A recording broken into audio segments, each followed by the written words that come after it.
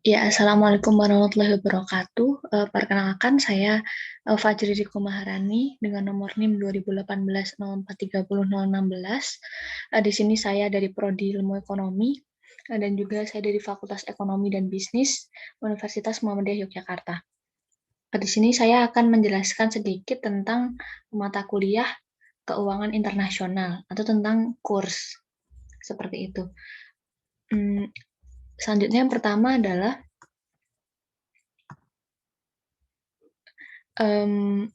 apa itu kurs valuta asing? Nah, kurs valuta asing ini adalah rasio nilai antara satu mata uang dengan mata uang lain, di mana kurs ini menunjukkan tentang perbandingan dua nilai mata uang yang berbeda, seperti itu. Lalu selanjutnya adalah kurs ini merupakan nilai satu mata uang ketika ditukar dengan mata uang lainnya. Adapun nilai mata uang ini juga um, ditentukan dengan nilai mata uang negara lain karena kurs mata uang asing ini kan juga bisa untuk diperjualbelikan, sehingga dari nilai yang ada tadi itulah bisa disebut sebagai harga dari mata uang. Sehingga ketika ingin mendapatkan satu mata uang lain, maka kita harus mengorbankan berapa rupiah seperti itu.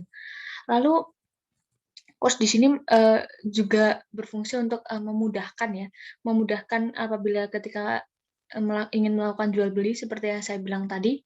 Lalu dan juga karena sudah ada perbandingan, maka harga itu akan lebih mudah untuk ditentukan, seperti itu.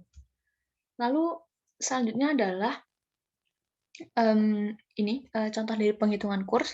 Nah, contoh dari penghitungan kurs ini yang pertama adalah kita misalkan ya, kursnya euro per dolar. Jadi euro per dolar, 1 euro sama dengan 1,3 dolar.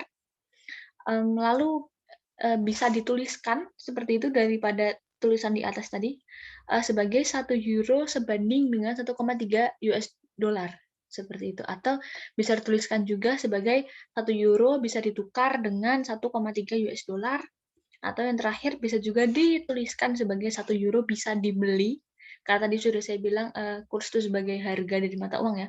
Jadi 1 euro bisa dibeli dengan 1,3 US dollar, seperti itu.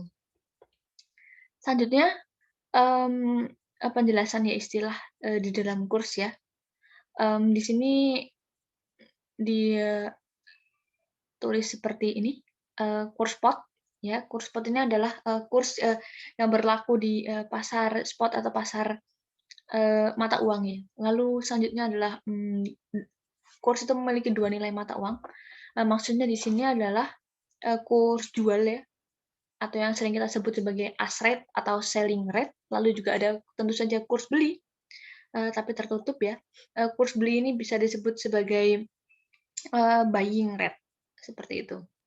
Lalu selanjutnya adalah untuk menentukannya dari apakah kurs ini ada dalam kurs jual atau kurs beli, dilihat dari pihak yang menjual atau yang membeli. Misal yang kita seorang wisatawan ingin ke Indonesia, maka tentu saja dia akan menjual dolar dan membeli rupiah di Indonesia. Berarti di sini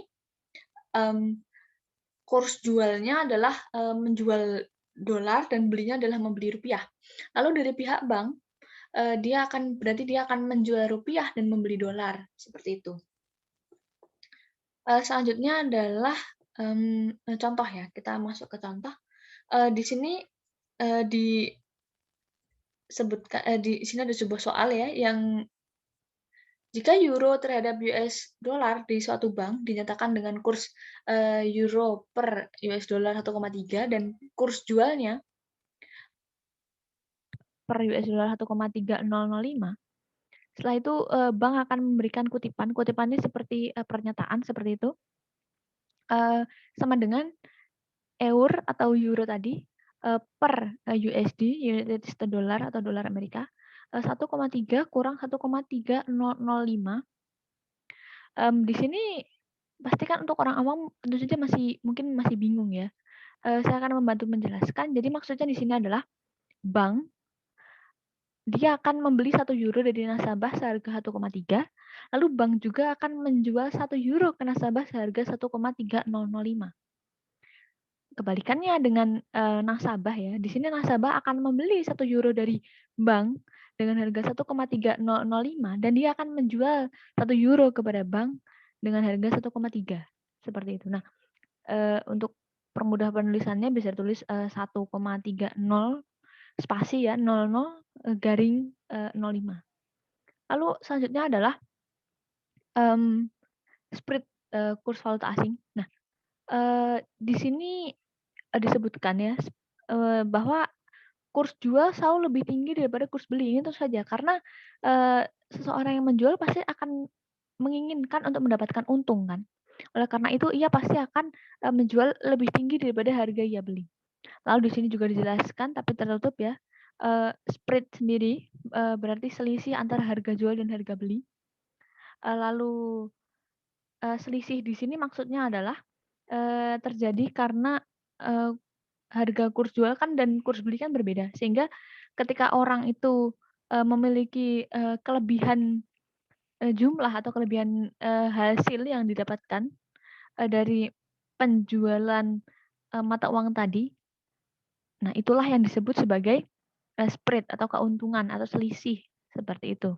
Lalu juga di sini dijelaskan ya, selisih ini maksudnya berarti keuntungan karena baik untuk pihak bank ataupun pihak dealer karena tentu saja itu akan masuk ke kantong bank ataupun kantong dealer ya sebagai penjual dari suatu mata uang. Lalu selanjutnya adalah ya kutipan kurs mata uang asing.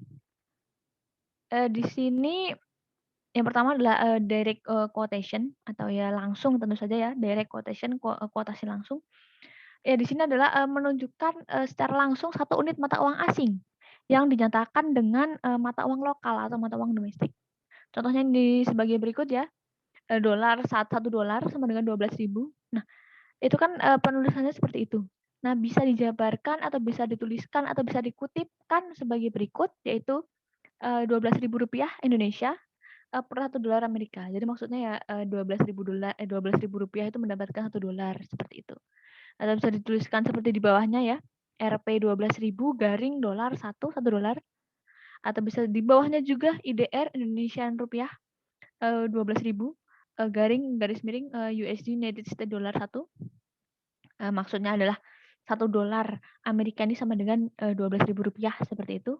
Lalu bisa dituliskan juga seperti di bawahnya itu S1 dibalik ya daripada yang di atas S1 maksudnya $1 sama dengan 12.000 ataupun USD 1 ya United States dollar 1 sama dengan IDR Indonesian rupiah 12.000 seperti itu. Selanjutnya adalah indirect quotation. Indirect quotation ini berarti tidak langsung menunjukkan satu unit mata uang lokal yang dinyatakan sebagai dalam unit mata uang asing. Kebalikan dari direct quotation yang satu unit mata uang asing dinyatakan dengan satu unit mata uang lokal, tapi yang ini di sini dibalik yaitu satu unit mata uang lokal dinyatakan dengan satu unit mata uang asing. Oh, mohon maaf di sini ada kesalahan ya dalam contoh harusnya 0,000083 bukan 75. Di sini ada contoh Rp1 sama dengan US 0,000083. Nah, di sini bisa dikutip, Anda bisa dituliskan atau bisa dijelaskan sebagai berikut yaitu Rp1 Indonesia sama dengan 0,000083 Amerika. Atau bisa tulis juga sebagai 0,000083 dolar Amerika per Rp1 Indonesia. Atau bisa ditulis juga menggunakan logo dolar itu.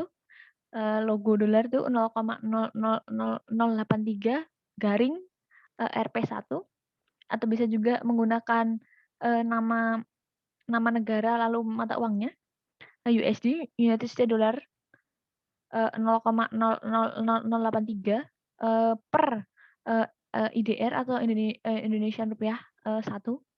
Lalu bisa terus juga seperti di bawahnya Rp1 sama dengan S yaitu dolar maksudnya 0,000083.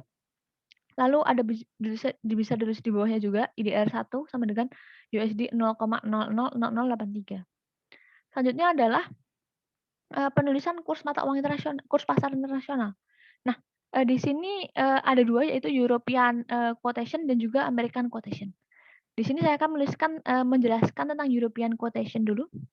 European ini, di sini, dinyatakan bahwa satu unit dolar, dengan unit mata uang lainnya. Jadi dolar yang di depan, mata uang lain di belakang. Lalu, di sini kita bandingkan dengan yen Jepang ya, seperti 110 yen Jepang per $1 Amerika. Jadi, mmm, 110 yen itu sama dengan $1 Amerika. Berarti 110 yen itu bisa dibeli atau bisa, mendapatkan $1 Amerika, seperti itu. Nah, juga bisa ditulis seperti logonya yen, 110 garing S itu dolar, $1 Amerika sama dengan 110 yen Jepang. Lalu bisa ditulis juga seperti di bawahnya ya, logo dolar dan logo yen-nya seperti itu. Selanjutnya adalah, American quotation, di sini menyatakan satu unit, mata uang asing dengan unit, mata uang dolar. Nah, kalau yang tadi kan, dolar ke mata uang asing, kalau yang ini asing ke mata uang dolar. Nah, di sini maksudnya adalah, 1 unit, ya kita bandingkan, $1,39 per €1. Jadi maksudnya 1,39 dolar ini setara atau sama dengan €1 seperti itu. Seperti, penulisan di bawah ya, S itu maksudnya dolar, 1,39, dolar, garing atau per, E itu tadi logo euro ya, euro 1 atau bisa tulis juga, USD United States Dollar, 1,39. Garing, euro 1 atau di sini maksudnya adalah €1 sama dengan $1,39 Amerika. Lalu juga bisa dituliskan seperti di bawahnya, yaitu C itu tadi, E maksud saya, logo euro itu sama dengan, S itu maksud tanda dolar 1,39. Lalu juga bisa tuliskan, euro 1 sama dengan, USD United States Dollar, 1,39 seperti itu. Nah, sekian, presentasi dari saya. Kurang lebihnya mohon maaf. Terima kasih, semoga bermanfaat ilmunya. Mmm, Wassalamualaikum warahmatullahi wabarakatuh.